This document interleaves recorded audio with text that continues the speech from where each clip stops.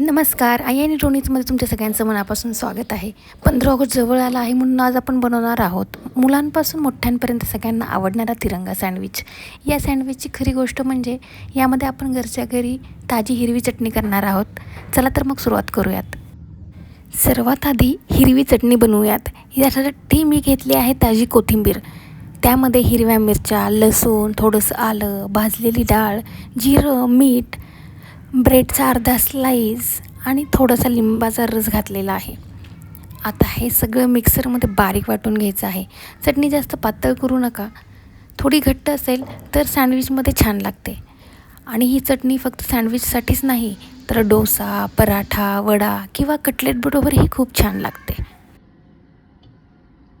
तुम्ही चटणीची कन्सिस्टन्सी बघू शकता. एवढं घट्ट सँडविचसाठी चटणी तयार करायची आहे. आता सँडविच बनवायला सुरुवात करूयात.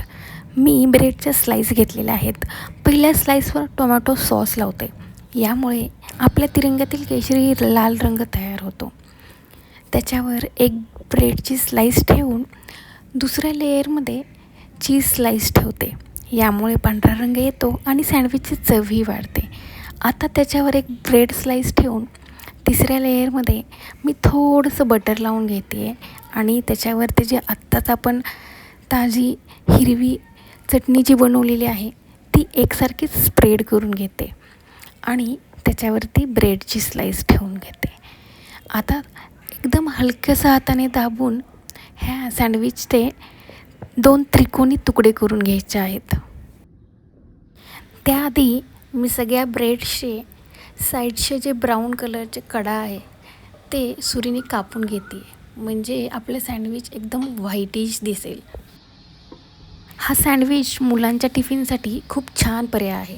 तुम्हाला जर आवडत असेल तर यामध्ये तुम्ही काकडी, टोमॅटो किंवा उकडलेला बटाटाही घालू शकता. चटणी नेहमी ताजी वापरा म्हणजे चव अजून छान लागते. बघा किती सुंदर तिरंग्यासारखा लूक आलेला आहे. सँडविच बनवल्यानंतर लगेच सर्व केलं तर त्याची चव सर्वात उत्तम लागते. तर अशी होती आपली 15 ऑगस्ट स्पेशल तिरंगा सँडविचची सोपी आणि चविष्ट रेसिपी. ही रेसिपी तुम्ही नक्की करून बघा आणि घरच्यांना खाऊ घाला. तुम्ही रेसिपी केली तर मला कमेंटमध्ये नक्की सांगा. व्हिडिओ आवडला असेल तर लाईक करा, शेअर करा आणि आई आणि रोनी चॅनेलला सबस्क्राईब करायला विसरू नका.